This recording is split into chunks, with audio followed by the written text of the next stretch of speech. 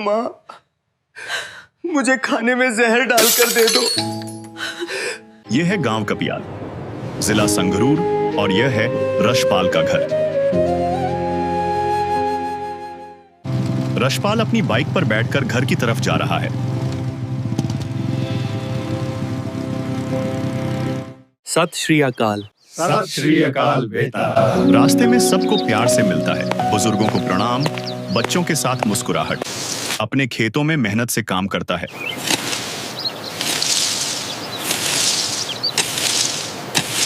पशुओं के लिए चारा डालता है।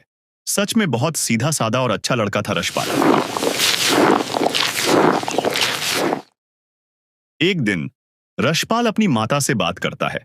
माँ, मैं आगे की पढ़ाई संगरूर कॉलेज में करनी है पहले। ठीक है बेटा, कर लेना पढ़ाई। और कॉलेज जाने की तैयारी करता है। आज उसका पहला दिन है कॉलेज में।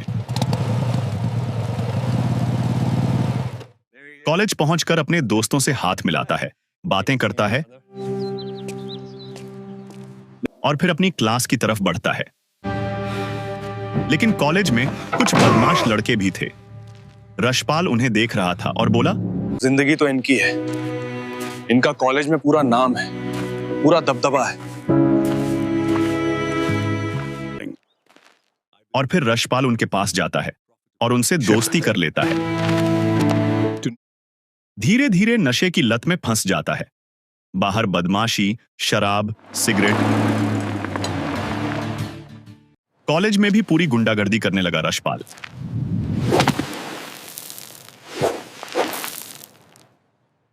लड़ाई झगड़ा करना उनकी आम बात बन गई थी। लत इतनी बढ़ गई कि अब वह नशे के इंजेक्शन लगाने लगा। अपने खेत में 8 से 10 बोतल शराब पीकर बेहोश पड़ा रहता।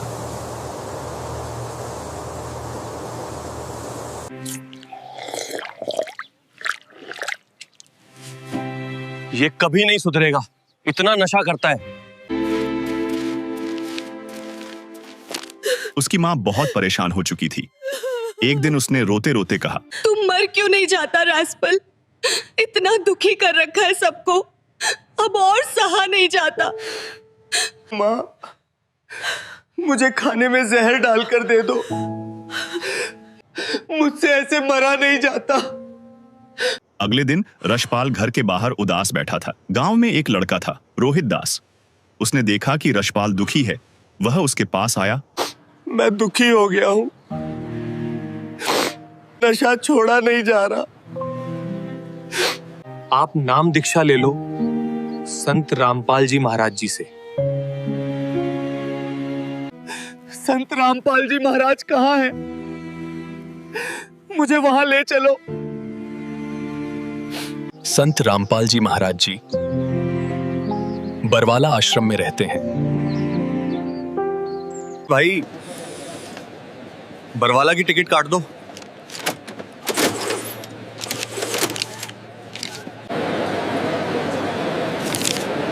और दोनों बरवाला आश्रम की ओर रवाना हो जाते हैं।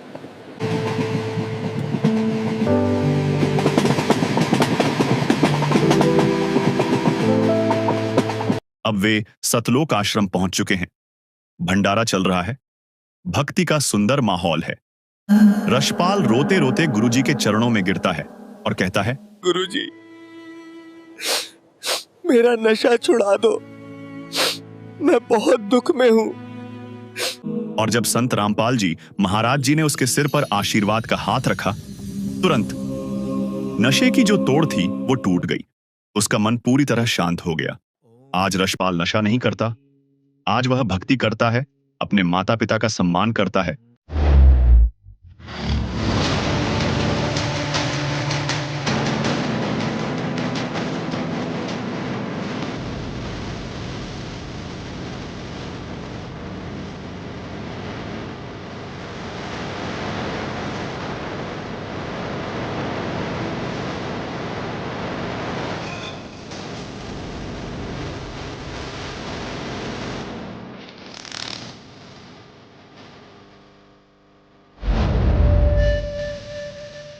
नमस्कार जी। नमस्कार सर। सर क्या नाम है आपका?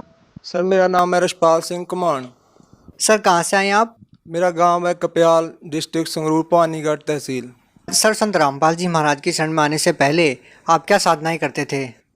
सर मैं साधनाएं तो कोई नहीं करता था, लेकिन जहाँ भी कोई मड़ी मस्जिद कोई भी 4 ईंट लगा दी वहीं प्रणाम कर देता था कि सभी जगह परमात्मा है। सर संत रामपाल जी महाराज की शरण में कैसे आए आप? सर मैं बहुत ज़्यादा नशा करता था। जब मैं कॉलेज टाइम में 2006 की बात है, जब मैंने कॉलेज में एडमिशन लिया तभी मैं कुछ गलत सोसाइटी में घुस गया और तभी से मैं इतना नशा करने लग गया कि धीरे धीरे शीशी होती है सर जी, वो रेक्सकॉफ की बोलते हैं, हमारे यहाँ फैंसी बोलते हैं उसको। वो फैंसी की मैं शीशी पीने लग गया और कैरी सोमा की गोली खाने लग गया। 50-50 गोली खा जाता और 3-3 4-4 वो शीशियाँ पी जाता और सुल्फा पीता था सर जी, और मैं शराब की भी बोतल पी जाता था और सारा दिन लड़ाई झगड़े करने, कभी कहीं।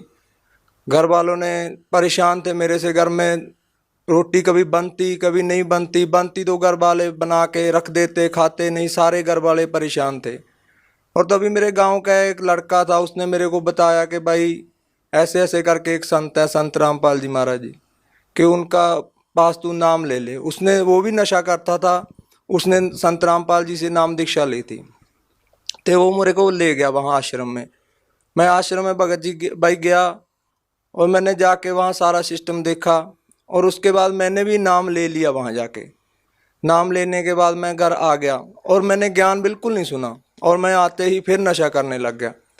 और फिर वो मेरे गांव वाला जो लड़का था उसने मेरे को एक मेमोरी कार्ड दिला दिया वहाँ से, आश्रम में से, और वो बोला कि भाई इस सत्संग को सुना कर। और भैया मैं वहाँ नशा कर लेता, पूरा शीशी पी लेता, सुल्फा पी लेता और शराब भी पी लेता, सिगरेट बीड़ी पीता और सारा दिन लीड लगा के सत्संग सुनता रहता।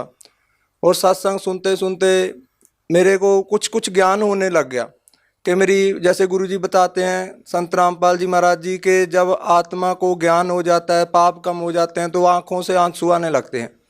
ऐसे ही भैया मेरे साथ हुआ कि जब संत रामपाल जी सत्संग करते तो मेरी आंखों में से आंसू आने लग जाते।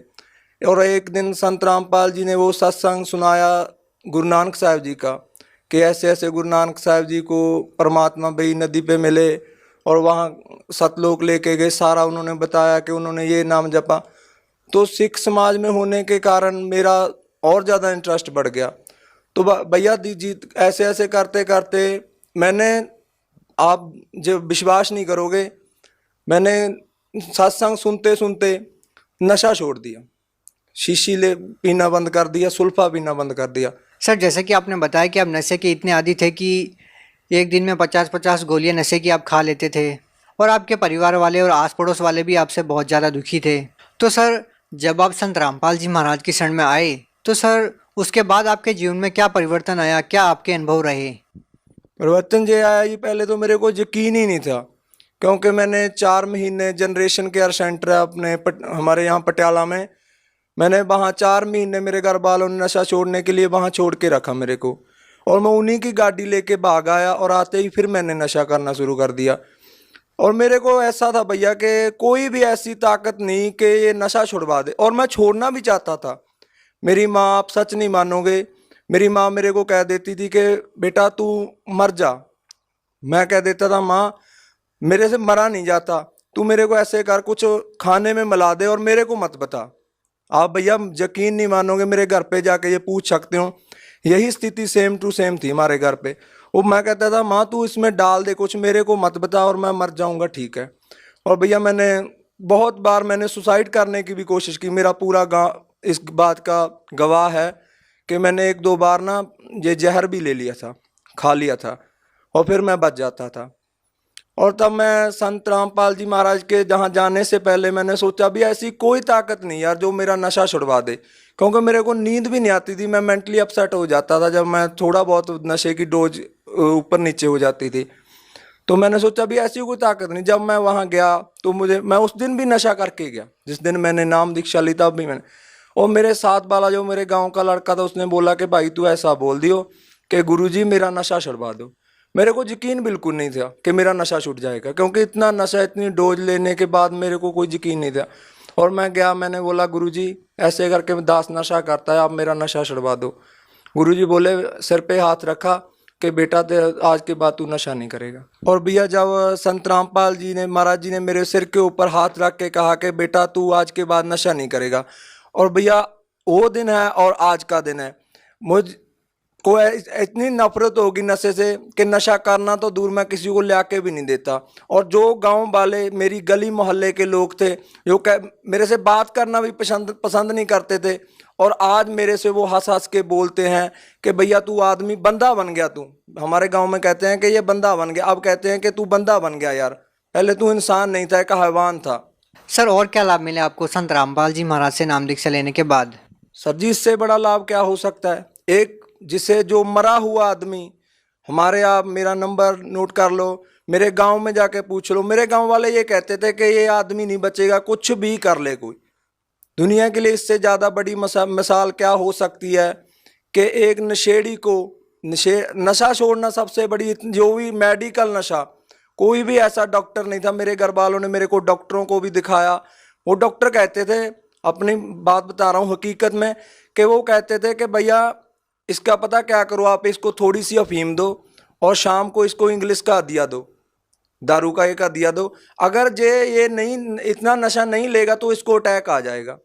आज मैं देख लो अपना सारा खेती का काम करता हूँ, कुछ अपनी ज़मीन है, कुछ मैं ठेके पे ले लेता हूँ, कम से कम 60-70 बीघा की खेती कर रहा हूँ, जबकि वो कहते थे कि ये बच ही नहीं पाएगा, इसको अटैक आ जाएगा यदि इसने नशा छोड़ दिया। इससे बड़ा लाभ क्या होगा। और मेरे माता पिता आज भी कहते हैं कि यदि वो आपके गुरुजी संत रामपाल जी महाराज जी आपके ऊपर दया ना करते तो दो महीने भी नहीं जी सकता था। सर जैसा कि संत रामपाल जी महाराज ने आपको बहुत सारे लाभ दिए, आपने बताया कि आपका नशा नहीं छूट पा रहा था, आपके घर वालों ने तरह तरह के ट्रीटमेंट भी आपको दिए, लेकिन उसके बावजूद भी आप नशा नहीं छोड़ पा रहे थे और संत रामपाल जी महाराज ने आपका वो नशा छुड़वा दिया। तो सर आज वही संत जेल के अंदर है और उनके ऊपर बहुत सारे आरोप लगे हैं, तो सर क्या कहना चाहते हैं आप? देखो जिस भी इंसान ने सच बोला है, चाहे वो संत है चाहे वो एक आम इंसान है, उसको सजा मिली है। ये लोक ही ऐसा है। अब मैं अपनी मिसाल देता हूँ, संत रामपाल जी एक संत हैं, सच्चे संत हैं, वो खुद परमात्मा हैं। कबीर साहब उन्होंने एक सच बोला है, सभी धर्म ग्रंथों को खोल खोल के बता दिया कि परमात्मा निराकार नहीं साकार है, परमात्मा दुख काट सकता है। जबकि आज तक के जितने भी सभी धर्मों के धर्मगुरु थे वो बताते थे कि परमात्मा दुख नहीं काट सकता, परमात्मा निराकार है। जब ये सच्चाई उनके सामने आ गई, उनकी दुकानदारी बंद होगी, जो उन्होंने दुकानें लगाए, उनके शिष्य उनसे पूछेंगे लाजमी कि यार आप तो निराकार बताते हो, परमात्मा हमारे ग्रंथों में साकार है। इसीलिए उनके सामने सच्चाई आने से पहले ही उन्होंने इस सच्चाई को दबाना चाहा, लेकिन सच्चाई को कभी दबाया नहीं जा सकता। हाँ, कुछ समय उन्होंने दबा तो लिया लेकिन मिटाया नहीं जा सकता। सर जैसा कि आज की जो नौजवान पीढ़ी है, खासकर सर हम पंजाब की बात करना चाहते हैं जहां नशा चरम सीमा पर है, तो सर आज के युवा लोगों को आप क्या कहना चाहते हैं? मैं आज की युवा पीढ़ी को यही संदेश देना चाहता हूं कि भैया कोई ताकत नहीं जो आपका नशा छुड़वा देगी। कोई भी, आप कहीं भी चले जाओ, किसी डॉक्टर के पास, किसी भी पीर के पास, किसी भी सियाने के पास, किसी के पास भी चले जाओ, क्योंकि जितना भैया पैसा मैं नशे में बर्बाद करता था, उतने ही पैसे मेरे घर वालों ने इन सियानों में, इन पीरों में ख़राब कर दिए, तो किसी का कुछ भी नहीं हुआ। और मेरे को डॉक्टरों के पास मैं इनको यही संदेश देना चाहता हूं कि आप संत रामपाल जी महाराज का साधना टीवी पे 7:40 से 8:40 तक सत्संग आता है, आप ध्यान से सत्संग सुनो। अगर आप नशा छोड़ना चाहते हो तो एक यही तरीका है, और संत रामपाल जी महाराज जी हैं जो आपका नशा छुड़वा सकते हैं, वरना दुनिया की कोई ताकत नहीं जो आपका नशा छुड़वा दे। जो लोग आज संत रामपाल जी महाराज से जुड़ना चाहते हैं, वो लोग चाहते हैं कि आपकी तरह उनका भी नशा छूट जाए, वो भी आपकी तरह लाभ पाना चाहते हैं, तो वो नाम दीक्षा कैसे ले सकते हैं? वो नाम दीक्षा भैया ऐसे ले सकते हैं जैसे कि सत्संग आता है साधना टीवी पे, उसके नीचे एक पट्टी आती है, उस पट्टी के ऊपर यदि आपने बुक मंगवानी है तो वो भी नंबर है, वो नंबर है सारे दिए हुए हैं, उन नंबरों पे कांटेक्ट करो और बताओ कि आप कौन से ज़िले से हो। और हर एक ज़िले में लगभग आज नामदान केंद्र हैं, आओ वहाँ से जाके नामदान लो और संत रामपाल जी से होने वाले लाभ उठाओ। जो भी आपके दुख तकलीफ हैं, संत रामपाल जी कहते हैं कि सबसे पहले हम उसके दुख तकलीफ दूर करते हैं जो हमारी शरण में आता है। भैया एक ये भी बात है कि अगर हमारे दुख नहीं दूर होंगे, हमें कोई टेंशन है, दुख है, तो हम भक्ति भी नहीं कर पाएंगे। और संत रामपाल जी एक ऐसे संत हैं जो सबसे पहले दुख दूर करते हैं। अगर आप देखना भी चाहते हो कि वाकई ये लाभ होते हैं या नहीं, पहले ज्ञान समझो, फिर नाम लो, उसके बाद देखो। जी धन्यवाद। नमस्कार।